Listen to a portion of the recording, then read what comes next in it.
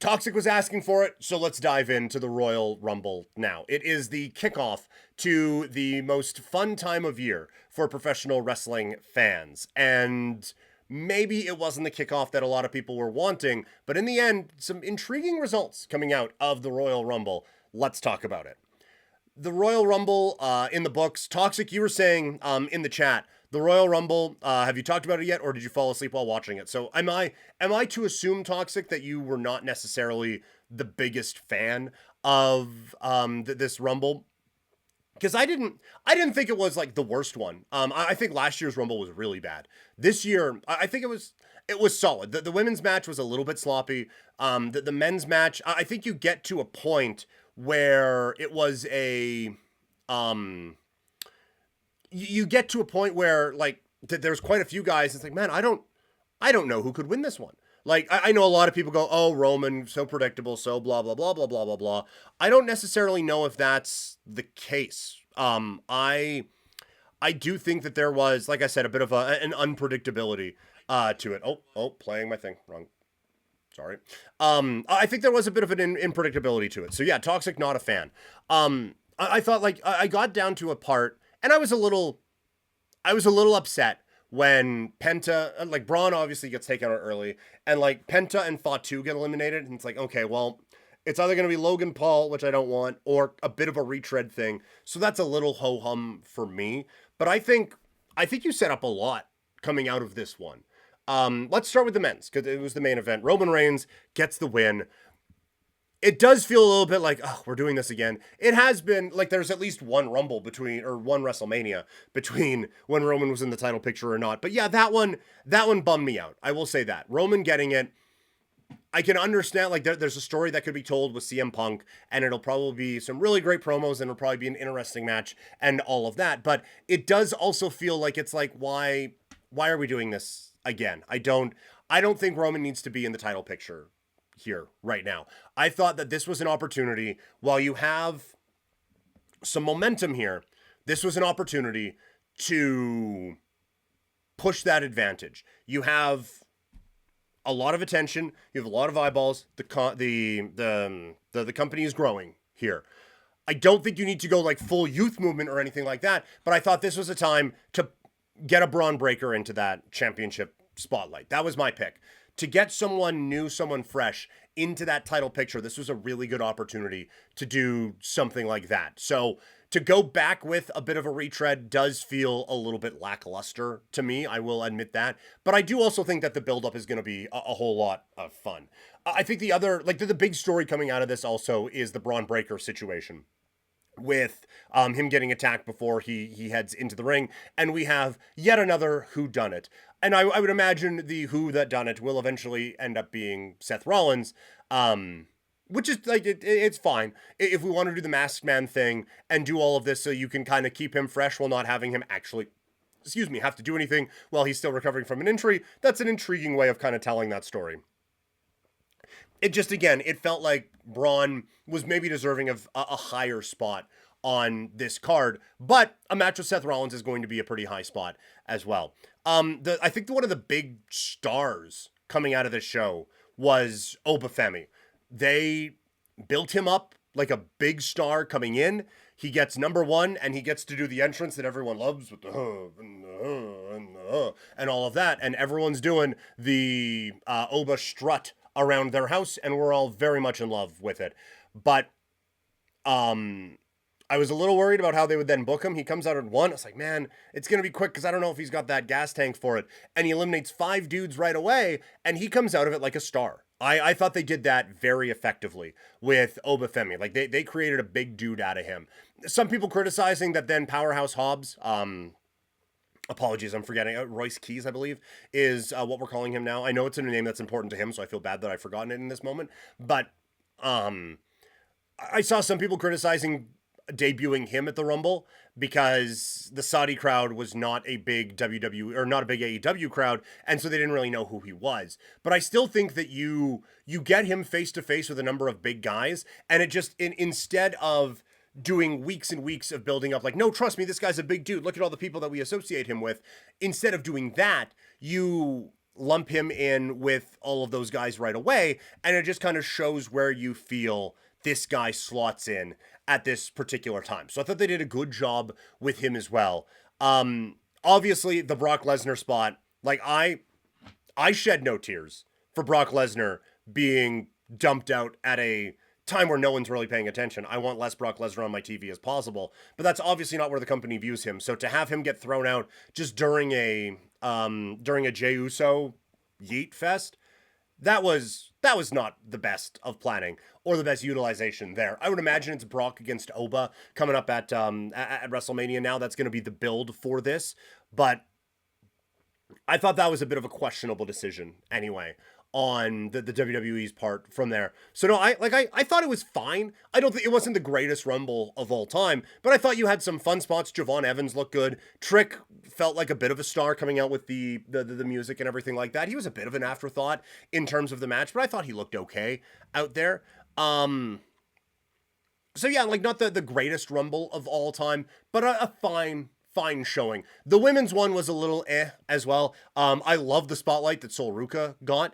They are huge on Lash Legend, man. The amount of times that they called her a future WrestleMania main eventer was something else, right? So I am interested now at what kind of happens from here with her, because that felt like the Nia Jax stuff. Like, okay, yeah, no, that's cute. She's in a tag team. This is actually where we view this performer now.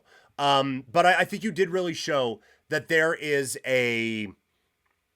been a lack of focus on the mid part of this division right now in the WWE. Like the Julia, Asuka, Io moment should have felt like a big moment. And instead it was just us being able to go LOL Michael Cole saying stardom again.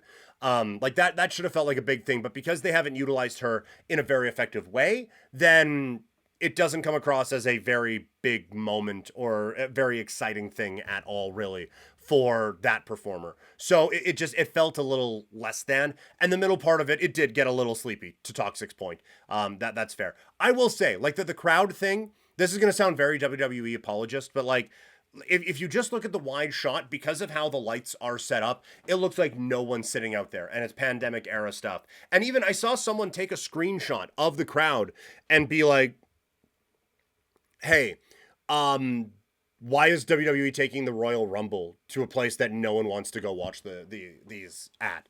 But then if you take like that picture and you zoom in, there's people sitting in basically like the seats look filled. It's just because of how they built them with the lights. Like the lights just aren't attached to like the bottom of the seat or whatever, or however it is. They're just kind of all up higher. And so it really blocks off, even when there's no lights on, it blocks off the people that are sitting there. So it really did just look like a bit of a construction issue. The crowd wasn't the loudest, but they got there for quite a few people. But yeah, Toxic, not a good design. Not a good design at all for the, for that stadium. So that needs to be addressed, because it just, whether there are a lot of people there or not, optically, it did feel big and empty at times, and that took away from a bit of the moments of it. But I think you come at like Liv. I'm really interested now in Raw tonight.